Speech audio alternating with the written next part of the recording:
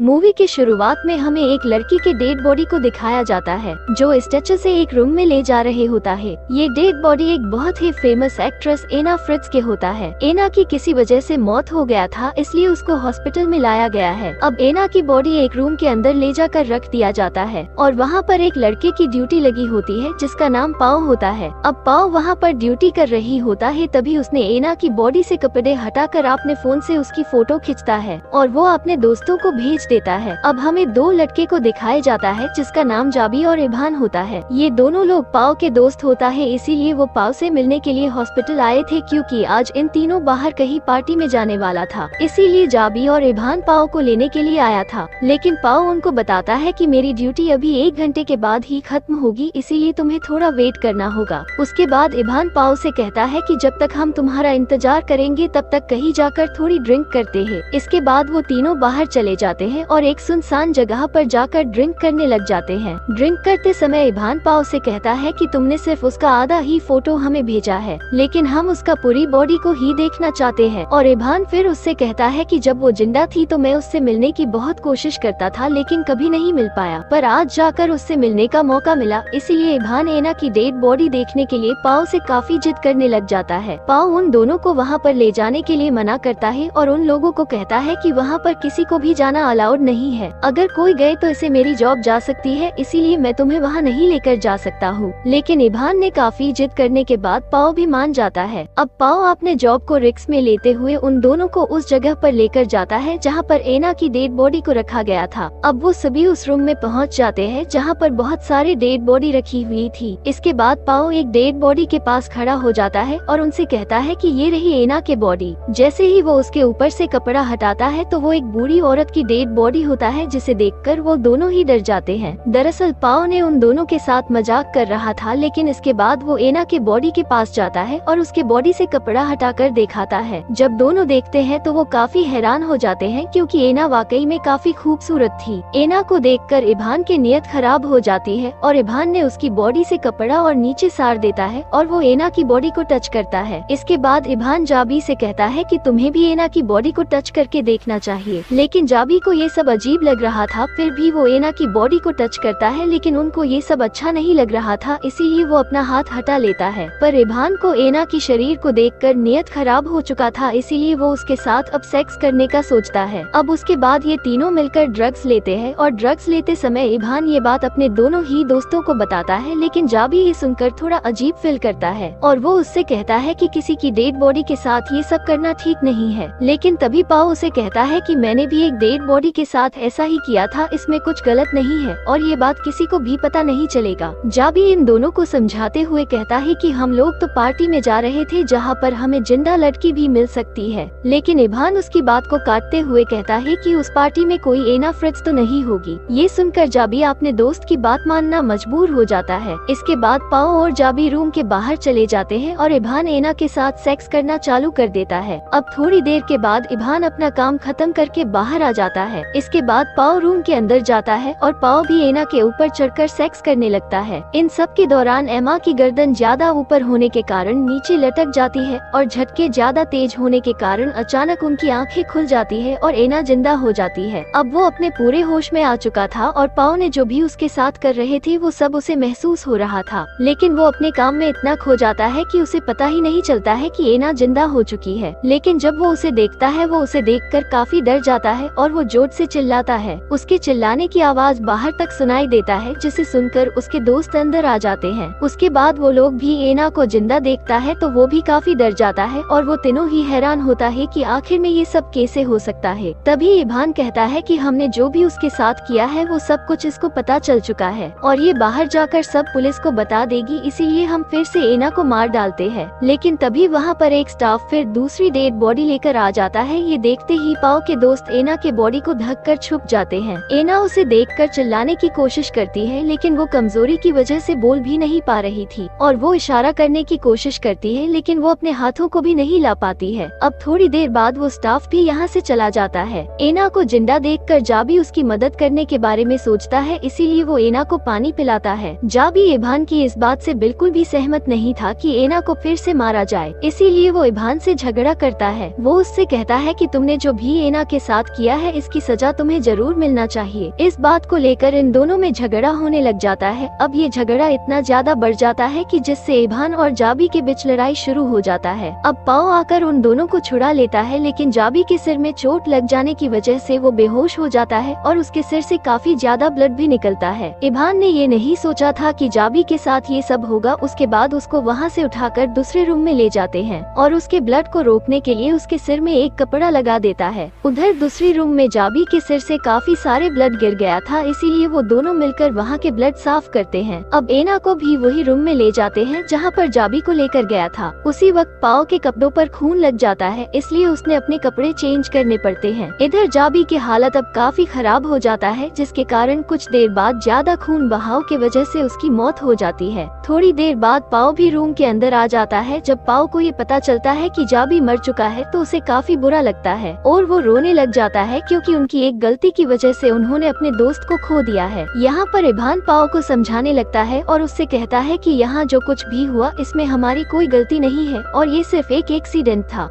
अब उधर एना भी उनकी ये सारी बातें सुन रही होती है, इसीलिए वो उनसे कहती है कि तुमने जो भी अपने दोस्त और मेरे साथ किया है ये सब बात मैं सबको बता दूंगी। इसके बाद इभान पाओ को लेकर बाहर आता है और वो उससे कहता है कि अगर इसने ये सारी बात पुलिस को बता दिया तो हमारी जिंदगी बर्बाद हो जाएगी। इसीलिए इभान एक प्लान बनाता है। वो पाओ से कहता है कि सबसे पहले हमें जाबी के बॉडी को ठिकाने लगाना होगा, क्योंकि अगर उसके बॉडी पुलिस के हाथ लग गए तो हम पकड़े जाएंगे। उसके बाद हमें एना को भी मारना होगा, क्योंकि एना रहे तो वो बाहर जाकर ये बात सभी को बता देगा और हम फंस जाएंगे। ये दोनों बाहर बात कर रही होते हैं, लेकिन अंदर एना अपने आप को बेड से नीचे गिरा लेती है और वो जाबी की जेब से मोबाइल निकालकर किसी को कॉल करने की कोशिश करती है, लेकिन तभी वहाँ पर वो दोनों अंदर आ जाते हैं और उसके हाथ से फोन छीन लेते हैं। इसके बाद इभान मोबाइल चेक करता है तो उसे पता चलता है कि एना ने किसी को कॉल तो लगाई है, लेकिन उसकी बात नहीं हो पाई है। इसके बाद इभान और पाओ एना को किसी दूसरे रूम में ले जा रहे होते हैं, तभी उस मोबाइल पर किसी की कॉल आती है और ये कॉल उसी नंबर से होती है जो एना ने डायल किया था और ये नंबर उनकी पिता का होता है। अब इभान कॉल उठा लेता है और बात करने लग जाता है। तभी एना चिल्लाने की कोशिश करती है, लेकिन तभी पाओ ने उसका मुंह बंद कर लेता है। अब इभान एना के पिता से कहता है कि गलती से कॉल लग गई थी और वो ये कहकर फोन काट देता है। उसके बाद इभान को काफी गुस्सा आता है और वो गुस्से में आकर एना को थप्पड़ मार देता है। तब एना उससे कहती है कि तुम जो भी मेरे साथ कर रहे हो इसकी सजा तुम्हें जरूर मिलेगी। तभी इभान एना से कहता है कि तुम कुछ देर पहले मरी थी और मैं तुम्हें फिर से मारने जा रहा हूँ। इसके बाद इभान कंटेनर लेने के लिए बाहर जाता है, जिससे वो जाबी के बॉडी को ठिकाने लगा सके। यहाँ पर पाओ एना के पैर बांध देता है, जिससे वो एना को मार सके। पर तभी एना पाओ से कहती है कि मैं जानती हूँ कि तुम एक अच्छे इंसान हो, लेकिन तुम्हारा दोस्त बिल्कुल अच्छा इंसान नहीं है। तुम्हारा दोस्त एक झूठा इंसान है और उसने ही तुम्हारे दूसरे दोस्त को भी मारा है। तब पाओ एना से कहता है कि मैं जानता हूँ कि जाबी को उसी ने मारा है, लेकिन ये सिर्फ एक एक्सीडेंट था। तब एना उससे कहता है कि तुम्हें कुछ पता ही नहीं है। जब तुम अपने स्टाफ मेंबर के साथ बाहर गए थे तब उसने ही तुम्हारे दोस्त का गला घोंटकर उसे मारा है। अब एना की ये बात सुनकर पाओ सोच में पड़ जाता है, लेकिन फिर भी वो उसके मुंह पर टेप लगा देता है और इसके बाद वहाँ से बाहर चला जाता है। पाओ बाहर जाने के बाद एना अपने पैर में बांधे रस्सी को खोलकर वहाँ से भाग जाती है और जब वहाँ पर इभान पहुँचता है तो एना वहाँ नहीं होती है, इसीलिए ये बात जाकर पाओ को बताता है। उसके बाद ये दोनों ही एना को ढूंढने लग जाते हैं, लेकिन उधर एना घिसकती हुई लिफ्ट के पास पहुंच जाती है और लिफ्ट के दरवाजा बंद कर रही होती है। तभी वहां पर इभान पहुंच जाता है और वो फिर से उसको खींचकर वापस ले आता है। आगे हम देखते हैं कि पाओ इभान से कहता है कि तुमने ही जाबी को मारा है। तभी इभान उससे कहता है कि हाँ मैंने ही जाबी को मारा है, लेकिन वो सिर्फ एक एक्सीडेंट था। तब पाओ उससे कहता है कि वो एक एक्सीडेंट नहीं था, बल्कि तुमने जाबी को गला घोंटकर मारा है, ये बात मुझे पता चल चुका है। अब इभान कहता है कि तुम्हें ये सब एना ने बताया होगा, लेकिन वो सब झूठ बोल रही है, इसीलिए तुम्हें एना की बात पर यकीन नहीं करना चाहिए। इसके बाद इभान एक कपड़ा लेकर आता है और वो पाओ के हाथ में देकर उससे मारने को कहता है, लेकिन पाओ वो कपड़ा वापस इभान को ही देता है और वो कहता है कि तुमने ही जाबी को मारा है, इसलिए तुम ही अब एना को भी मारोगे।